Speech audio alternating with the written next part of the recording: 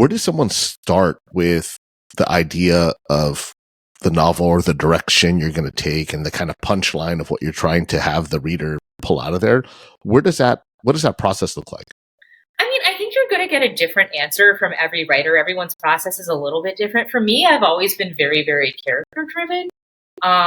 So often it'll start with like, I want to tell a story about this particular type of person and these types. I'm like very character and relationship driven, where I'll like have a set of characters and it's like, okay, these are the characters. This is like the conflict that they're dealing with.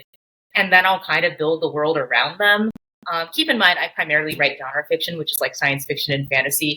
So I think I don't know that that's like a rare approach. I know other character-driven science fiction writers, but I think like it might be a little bit more common in that genre for people to build world first, where a lot of other writers will say like, I have an idea for this speculative premise that's really cool, and I'll like think of what characters should be populating that later down the road. And I think both approaches are totally valid, and I think I've built world first before as well, depending on the idea. But I don't know. I think every book is different. Every story is different. And I think ideas can come from anywhere. They can come from work. They can come from like what you've read or absorbed media wise that you've really loved.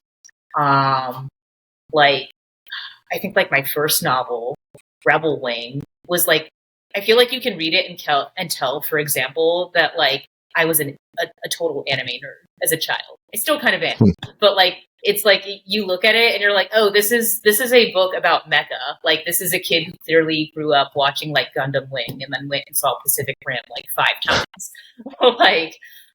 So I think like a lot of like the media that we love like finds its way into like what we want to create with like, and it kind of like mixes with our own experiences and like what we want to like.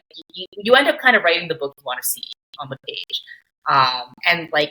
and so like a lot of that will come from life experience. A lot of that will come from what you love. A lot of that will come from like whatever you happen to be doing that you're obsessed with at the moment. I feel like jujitsu has made it somehow into like almost every single book that I've written, regardless of whether or not it's like a particularly action adventure oriented book.